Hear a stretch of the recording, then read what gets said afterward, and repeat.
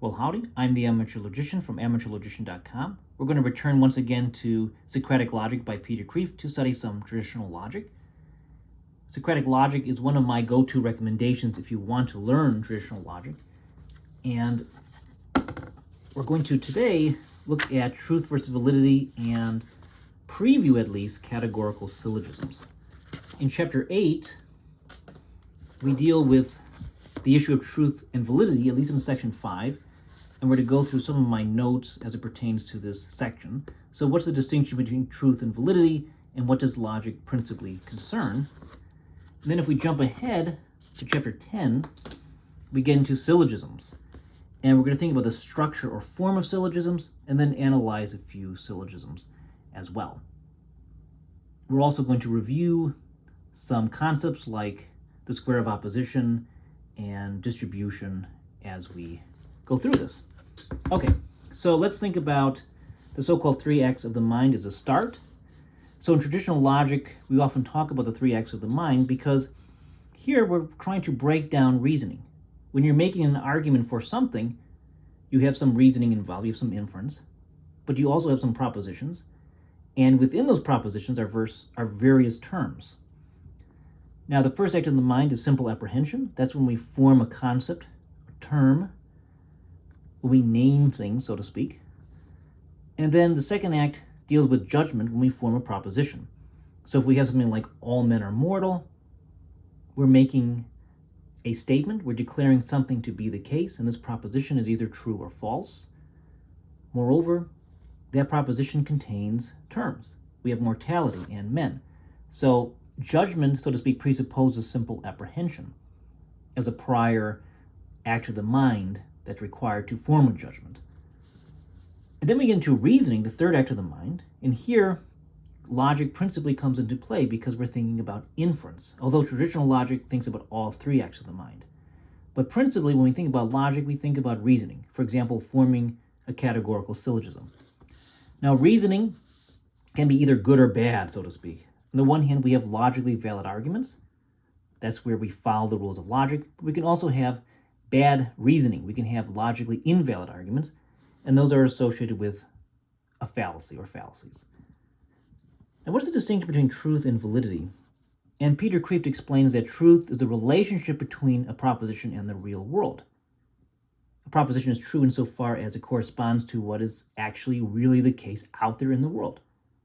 If I say all men are mortal, that proposition is true insofar as it really is the case that all men are mortal. Now, validity, however, is just about the relationship between propositions. What follows from what? If we have a given set of propositions, what can we derive new from them? If I say all men are mortal is true, we're not going to say that it's also valid. Being valid or validity is a relationship between propositions. Truth is just thinking about, is this proposition true or false? Validity deals with the relationship between propositions. What follows from what? Now, in argumentation, one thing we can say absolutely for sure is that if one, we have true premises, and two, we have a valid argument, namely we're following the rules of logic, then the conclusion must be true. Not might be true, but must be true. It's necessarily true, given we have true premises and we have a valid argument. Now, logic will help us principally in determining, do we have a valid argument? And we have to use, so to speak, sometimes intuition and maybe induction or something else to figure out, do we have true premises? But in any case, if we have true premises and we know they're true and we have a valid argument, then the conclusion must be true. So logic in this sense can extend our knowledge. Moreover, we know that if one, we have a false conclusion, and two, we nevertheless have true premises, then the argument must be invalid. We violated the rules of logic. And that's one way to determine if a certain structure or pattern or form of argumentation is just bad. Because here we have true premises, they're uncontroversially true, but they lead to this false conclusion, so the reasoning used must be invalid.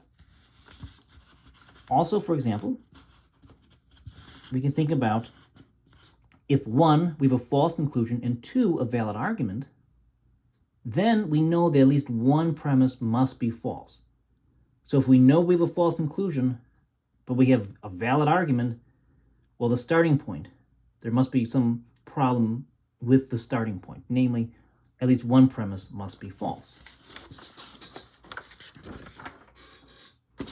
So now let's get into the structure of categorical syllogisms.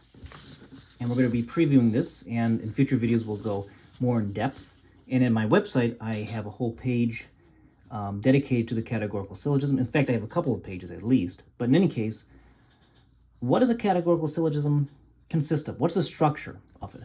Well, first off, a categorical syllogism will have 3 propositions. It will have 2 premises and 1 conclusion.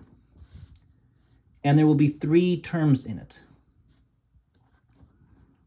We have a minor term, and that's the subject of the conclusion. We have a major term, that's the predicate of the conclusion, and a middle term, which will appear in both premises but not in the conclusion. In fact, it's the middle term by which we link together, so to speak, the minor and major term to reach a conclusion. The middle term really is key in a categorical syllogism. So let's think about the classic example.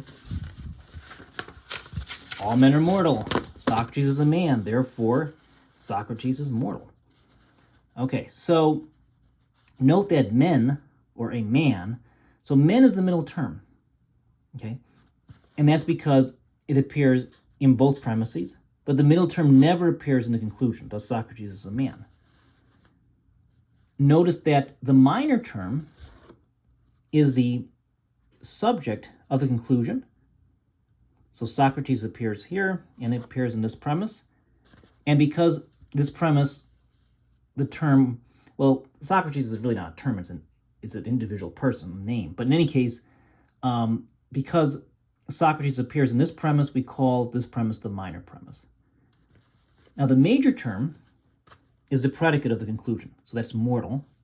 And because mortal appears in this first premise, that is the major premise, because it contains the major term. And just using our intuition, we can see this argument is definitely valid. Now, these 3 diagrams appear in Peter Kreeft's textbook. So if we have our 2 premises being affirmative, then we know that our conclusion joining together the subject and predicate is going to be affirmative, insofar as we have a valid argument at least.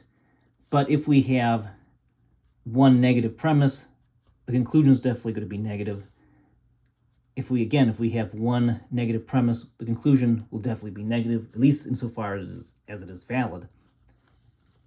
And we can break up these rules. And the way I do this is a little bit different than Peter Kreeft, but in any case, the results will be the same, or we'll get to the same general structure or patterns.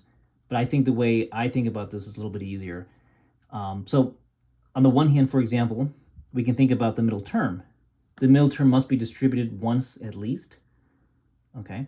And distribution refers to the extension. Do we know the full extension of the term? We must know the full extension of that term at least once, according to the premises, so to speak. At least one premise must be affirmative, and at least one premise must be universal.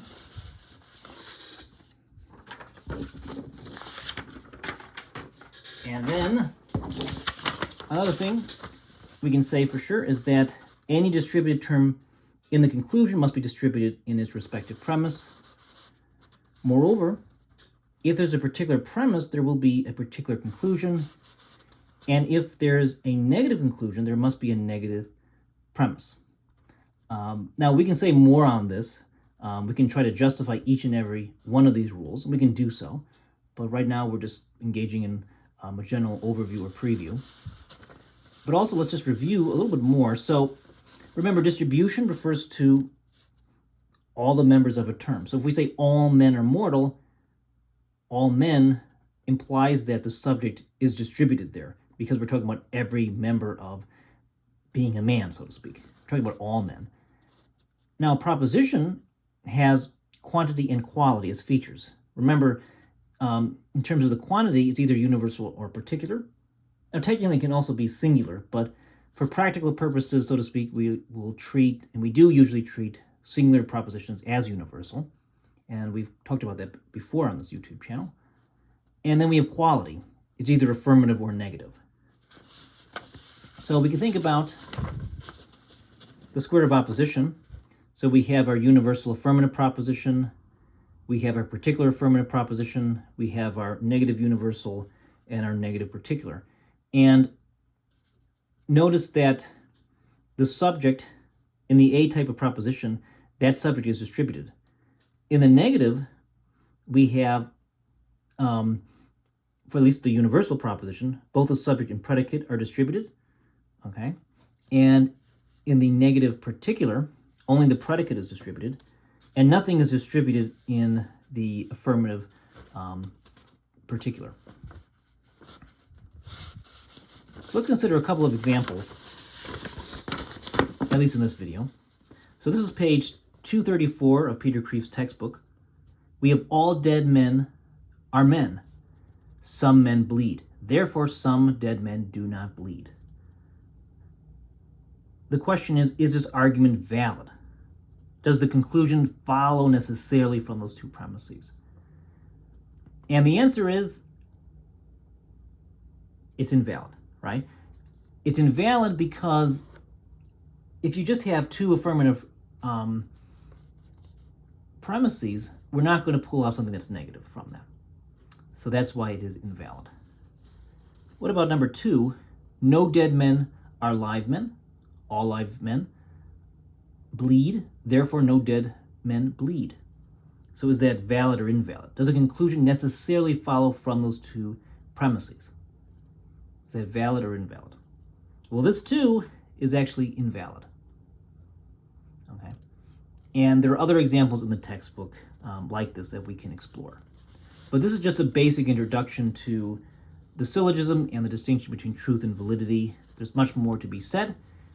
If you're interested in this type of material, consider visiting my website, amateurlogician.com. I also highly recommend this textbook. You can purchase it through Amazon. I have an affiliate link in the description below that will support this YouTube channel. If you buy this textbook through that link, I would appreciate it a lot. I also have a newsletter. Again, you can see that at amateurlogician.com. There's also an extensive tutorial on traditional verbal style logic. I have a lot of recommendations of various books to read, for example, if you're interested in logic. In any case, thanks so much for watching, and be well. Until next time.